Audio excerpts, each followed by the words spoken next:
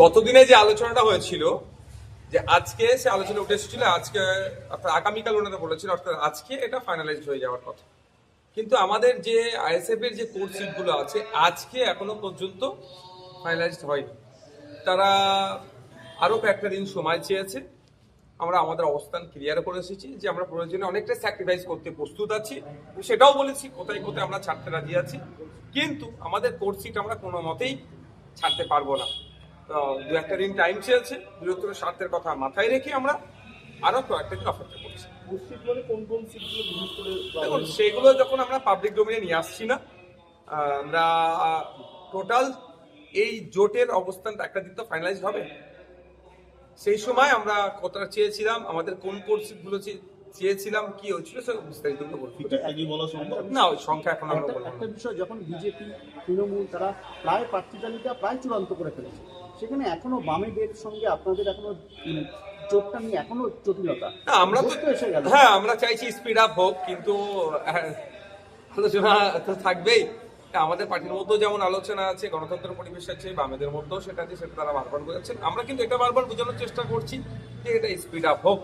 তবে বৃহত্তর স্বার্থের কথা মাথায় রেখে বিজেপি তৃণমূল তো আলাদা নয়, তারা ভাগ করে নেওয়ার চেষ্টা করছে। ঠিক যেভাবে 2021-এ এনআরসিসি এর ভয় দেখিয়ে পার করেছে, এবার এসআইআর এর ভয় দেখিয়ে পার করার চেষ্টা করবে। তো আমরা তো ওই রাজনীতি করি না, আমরা মূল্যবোধের রাজনীতি করি। মানুষকে শিক্ষা, স্বাস্থ্য, কর্মসংস্থানের যে বেহাল দশা বাংলা, তার পরিবর্তন করতে হবে। একটা শিক্ষিত ছেলেরা একটা চাকরি তুলে দিতে হবে। শ্রমজীবী মানুষের শ্রমের মূল্যায়ন হচ্ছে না, কৃষকরা উৎপাদিত ফসলের দাম পাচ্ছে না, হসপিটালে গেলে সরকারি ট্রিটমেন্ট পাচ্ছে না, আপনার স্কুলের টিচার না, এই যে অব্যবস্থা চলছে, এই অব্যবস্থার পরিবর্তন করার জন্য স্যাক্রিফাইস করছে। আরেকটা বিষয়, যে মানে সমস্যাটা কোথায়, মানে সিপিএমকে নিয়ে নাকি শরীরকে নিয়ে? না, ওটা পার্টিকুলার ব্যাপার না। আমি বামেদের সাথে তো আমরা জোট করতে এসেছি, বামেদের সাথে কি আলোচনা হচ্ছে সেটা বলছি। বামেদের সাথে যে আলোচনা দাঁড়িয়েছে সেটা হচ্ছে আমাদের কয়েকটি কোর্স, আমাদের যে কোর্ট সিটগুলো আছে সেইগুলো নিয়ে এখনো ফাইনালাইজ হয়নি। বাকি সিটগুলোর অনেক একটা অংশ ফাইনালাইজ হয়ে গেছে, বাকি যেটা আছে সেটার জন্য আমরা অপেক্ষা আছি। সেই সংখ্যাটা এখনো বলছি, কবের মধ্যে মোটামুটি আশা করতে? ওনারা একটা দুটো দিন টাইম চেয়েছে, আর কয়েকটি দিন টাইম চেয়েছে, হলেই হয়ে যাবে।